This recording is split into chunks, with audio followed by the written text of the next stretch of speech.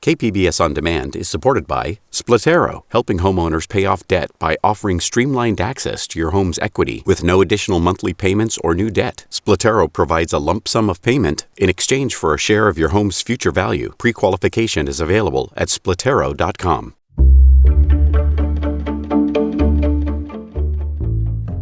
Good morning, I'm Annika Colbert. It's Thursday, March 11th. A new approach to homelessness in San Diego. That's next, just after these headlines.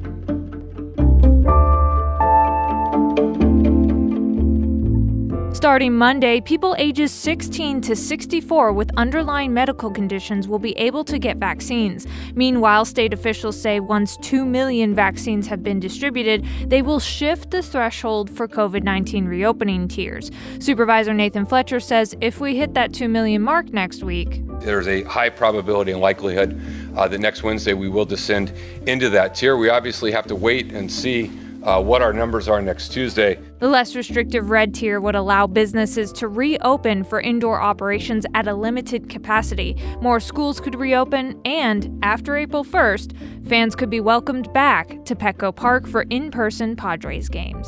The governor's office says the massive new federal coronavirus relief bill will pump more than $150 billion into the state's economy. Nearly half of that money will be $1,400 stimulus checks and expanded unemployment benefits. Another $26 billion will go to the state government, and about $16 billion will go to local governments split between cities and counties. More showers are expected in San Diego today, along with snowfall in the mountains. The rain is part of a slow-moving storm system that can linger around into Saturday morning in some areas. From KPBS, you're listening to San Diego News Now. Stay with me for more of the local news you need. KPBS On Demand is supported by UC San Diego's Art Power, presenting cellist Joshua Roman, performing from his album Immunity, alongside music by J.S. Bach and more. Sunday, June 22nd at UC San Diego's Epstein Family Amphitheater. Reserve your tickets at artpower.ucsd.edu.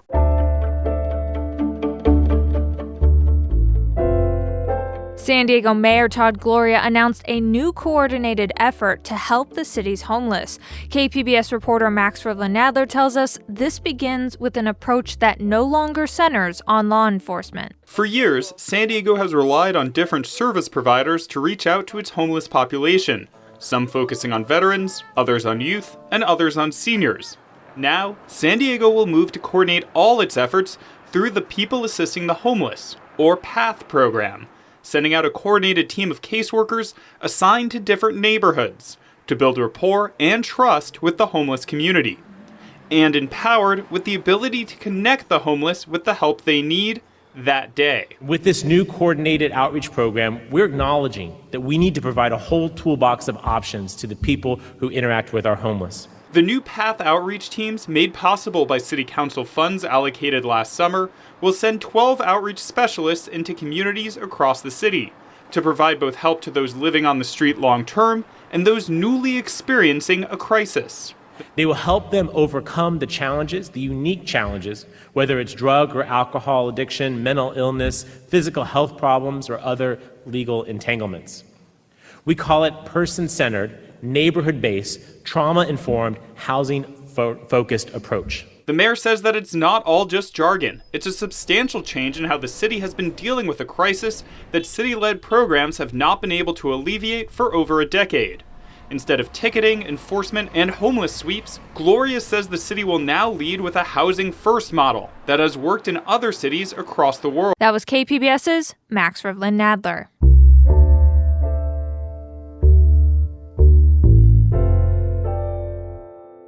Nursing homes in California began reopening this week for in-room visits, but with restrictions. KPBS reporter Amitha Sharma says the reopening comes 1 year after the state locked them down. The California Department of Public Health now says fully vaccinated residents in purple-tier counties like San Diego can visit with loved ones in their rooms if the visitors tested negative for COVID-19 2 days prior. Fully vaccinated visitors can now hug, hold hands, and help with feeding and grooming of fully vaccinated residents. In a letter to nursing homes, state health officials acknowledged the impacts of the one-year lockdown, writing, quote, residents may feel socially isolated, leading to increased risk for functional decline, depression, anxiety, and other expressions of distress. Mike Dark, lawyer for California Advocates for Nursing Home Reform, called the state's new visitation rules a milestone, but he said requiring visitors to test negative within 2 days of seeing a resident is challenging. What's kind of frustrating about that is it means that if you want to see a resident every day in a facility, you effectively are going to have to get tested every day, which is a lot of testing, and it's not necessarily testing that's going to be provided by the facilities. The restrictions will loosen when San Diego drops into a lower tier for COVID-19. That was KPBS's Amita Sharma.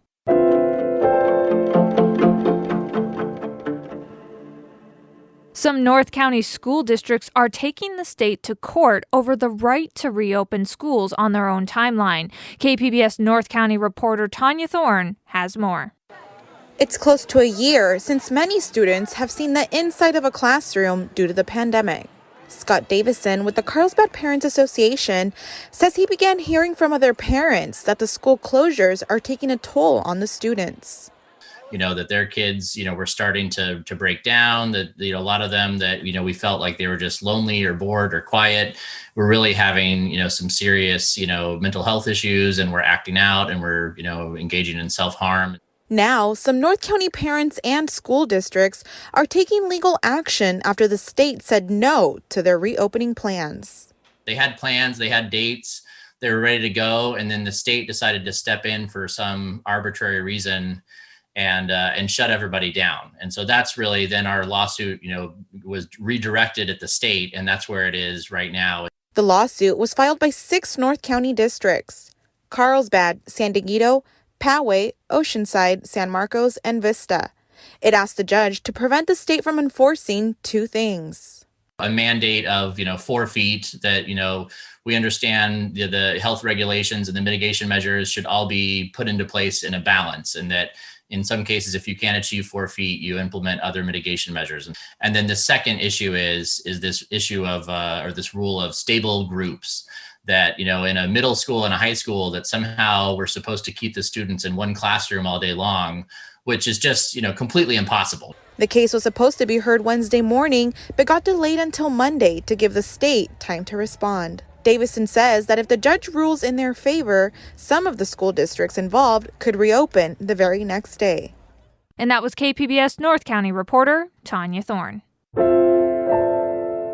There's a lot of delayed maintenance on city streets right now, potholes and broken streetlights. A recent city report says San Diego would need to spend $264 million over the next 5 years to fix and upgrade streetlights. It's money the city doesn't have, and some residents aren't happy.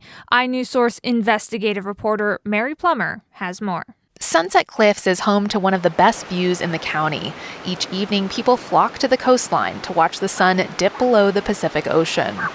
But residents and visitors say repairs are needed along a busy stretch of road and a popular sidewalk that has multiple streetlights out. There have been a few nights when my husband and I have come and walked, and we did notice how much darker it is. That's Point Loma resident Fatima Raznik, who comes to the area for evening walks. One homeowner says she's reported the problem nearly 24 times, but the city has yet to fix the lights. About 8% of the city's 54,000 streetlights have open fix-it requests.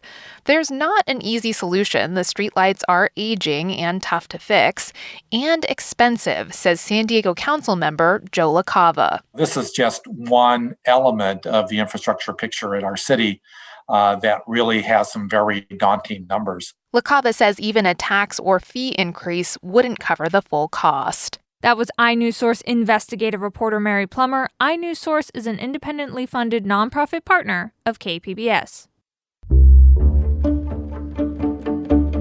Coming up, the San Diego County Board of Supervisors is ordering an independent review of the COVID-19 hotel sheltering program. This follows an iNewsSource investigation that found poor care and mismanagement. That story's next, just after the break.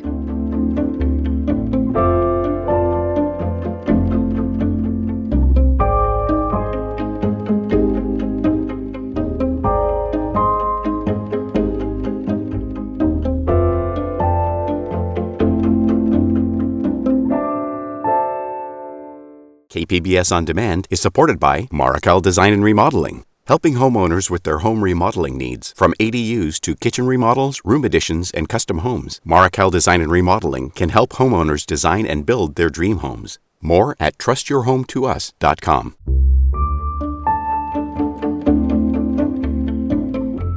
San Diego County supervisors have ordered an independent review of the COVID-19 hotel sheltering program. The program, which is nearly a year old, provides shelter to people who need to isolate because of exposure to COVID-19 or who are homeless. A company hired to solve earlier allegations of mismanagement at the Crowne Plaza Isolation Hotel in Mission Valley is now facing allegations of mismanagement itself.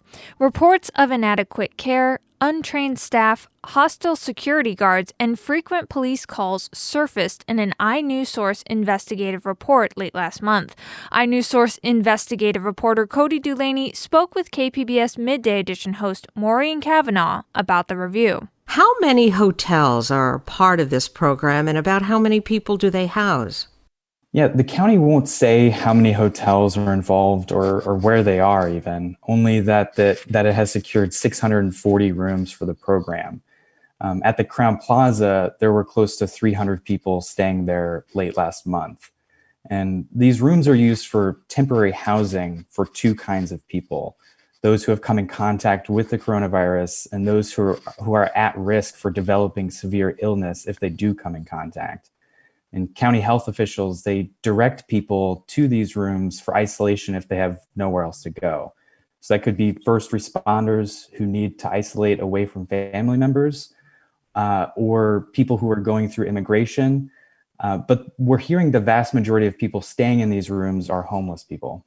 An initial report by iNewsSource on the Crowne Plaza found that people, sometimes in mental or emotional distress, were not getting the care they needed. Can you remind us about that situation? Yeah, after the county started acquiring these hotels last March, county employees quickly became overwhelmed as they tried to manage. We obtained some emails from an employee saying she was begging and pleading for additional services. So they knew they weren't providing the mental health support and case management that these folks needed.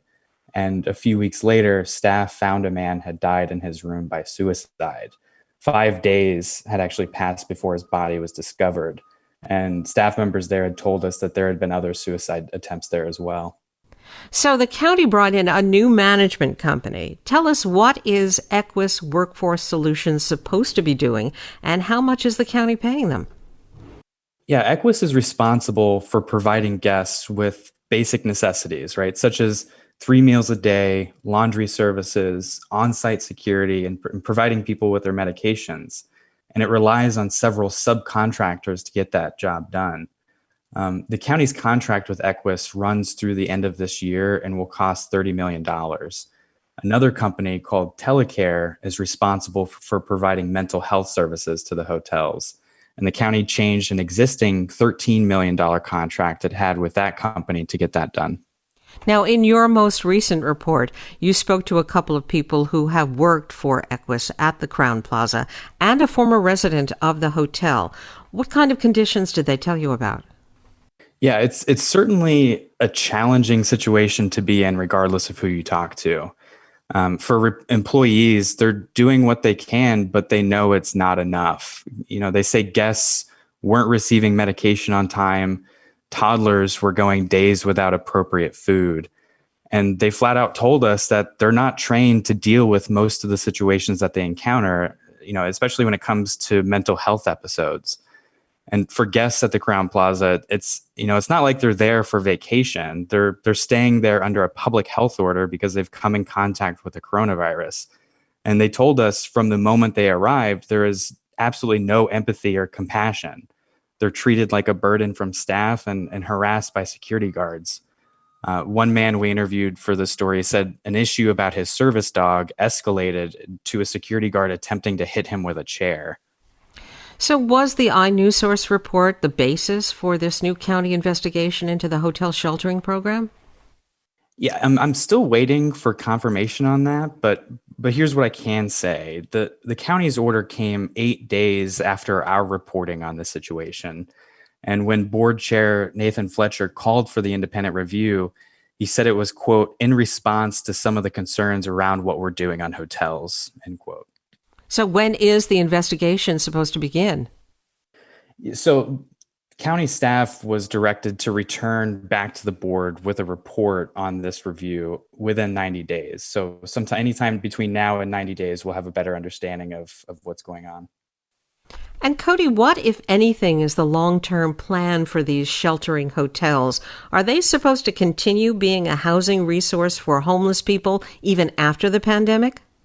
Yeah, there's a lot more reporting to do on the situation. That's certainly a question I have. Like I said, the county's contract with Equus expires at the end of this year, but we might have a better understanding on the future of this program when county staff returns with that report within the next 90 days, because we still don't know what's going to come out of that report and what the staff will say about it. That was iNewsSource investigative reporter Cody Delaney speaking with KPBS Midday Edition host Maureen Cavanaugh.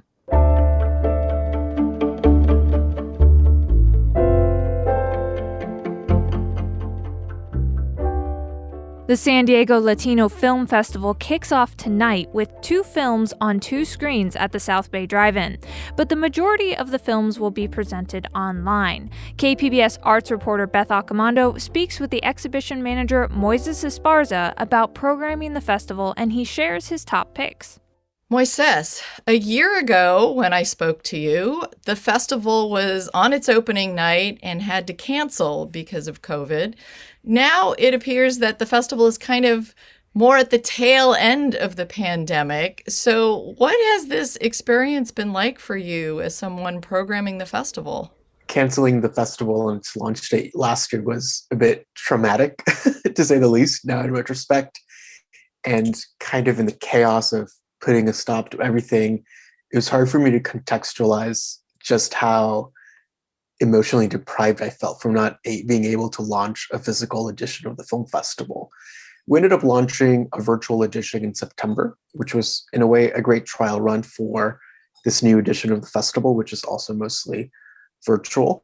But, it's a challenge. I think that film viewing is a communal activity. I think it deserves to be seen with friends, family, or with strangers in a movie theater. So we're still getting used to this virtual realm. With that being said, I think what's important is that we, as a festival, stay true to our mission and continue championing Latinx cinema from all over the world, regardless of the exhibition platform, whether it's in theater or virtual. It's weird. We got canceled or postponed, I should say, right at the beginning of the pandemic. And now that we're doing this edition a year later, I almost see the light at the end of the tunnel with things relaxing and easing. So I feel like if our festival was maybe 2 months from now, we might have been able to be back in theaters. Well, another thing that impacts your festival more so than I think other festivals in San Diego is the festival, the in-person festival, attracted a crowd from south of the border, from Mexico, from Baja. And with a virtual festival, you are faced with what the distributors call geo-restrictions, where you're not allowed to have people from outside of a certain geographical region purchase your film. So how has that impacted you in terms of the audience you can serve? We are, in a way, a binational film festival because we're so close to the border. So there are some films that our audience in Tijuana will not have access to because of this geo-block restrictions. Prior to this virtual edition, we had individuals who would cross the border every day to watch films. And they would come from even further south in TJ sometimes. And it was just so impressive to see their commitment to attending the festival and watching these films. So in a way, I think that while I understand the necessity of these geo-blocking, I do think for such a regional festival, it's kind of a hindrance to us in terms of access to our films and potential revenue streams. And so, yeah, this geo-blocking is a challenge. Let's talk about the programming a bit. I know that sometimes when you're programming films, the process of selecting them is when themes or trends seem to appear. And I'm wondering if during this pandemic year and looking at the films, if anything kind of seemed to be a trend or a theme that came up. It's really fascinating. And I think I could talk for hours about this topic. Is what I saw through a lot of the submissions is this reckoning with the topic of colonialism. A lot of the films I saw were this reckoning with how colonialism has bred violence that still exists to this day. And I think that's a really important thing to take notice of as a programmer. The fact that this discourse seems to be happening amongst Latinx filmmakers, this idea that the trauma of generations past gets passed down, and it's up to us to reckon with it. Are there any films you'd like to highlight for people who are looking to attend the festival? At our festival, we try to program with different themes in mind. So there's films about the immigrant experience, there's films about the LGBTQ experience, really just trying to champion as many different perspectives on what it means to be Latinx. And I think that some of the films that I can recommend the most deal with what I discussed earlier regarding this reckoning of the idea of the violence that colonialism has created. One of them is a documentary called 499 by Rodrigo Reyes, who is a master documentarian. He is just so skilled at creating documentaries. And this one is really form-breaking and astonishing in the way it tells its story. It explores the idea that colonialism has directly affected the violence in Mexico that's occurring in modern times. So he frames it within this context of a conquistador arriving on the shores of Mexico in modern time. One of the other films that deal with this reckoning of colonialism is a narrative film called Blanco en Blanco, directed by Theo Court with Alfredo Castro, who's one of the greatest actors working today. And what's really striking about this film is how it portrays how history is captured, and how the way that history is captured is the way we interpret it as actually happening.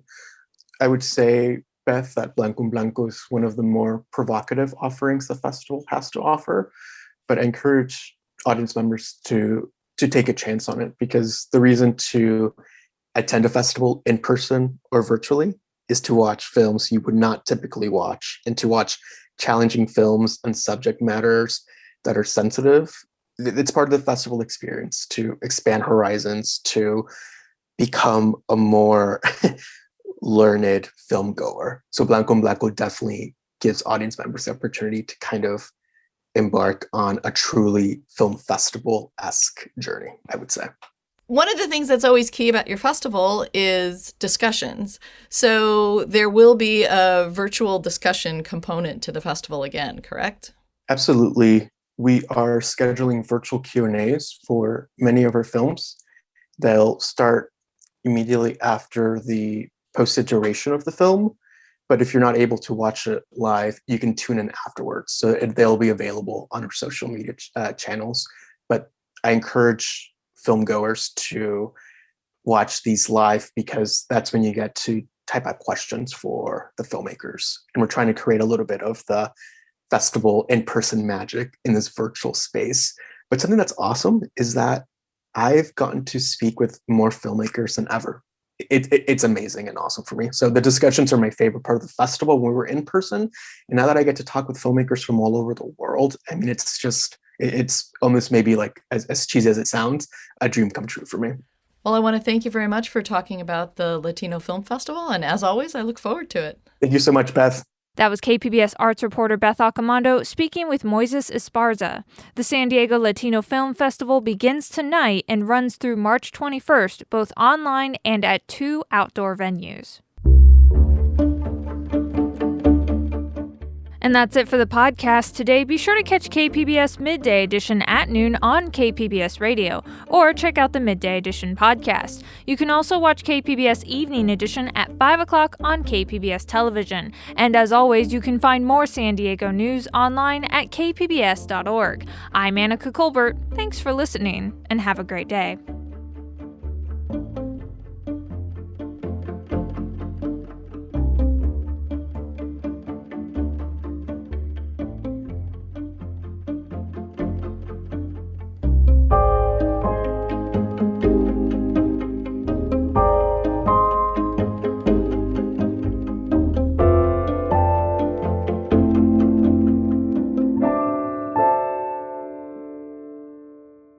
KPBS On Demand is supported by UC San Diego's Art Power, presenting cellist Joshua Roman, performing from his album Immunity, alongside music by J.S. Bach and more, Sunday, June 22nd at UC San Diego's Epstein Family Amphitheater. Reserve your tickets at artpower.ucsd.edu.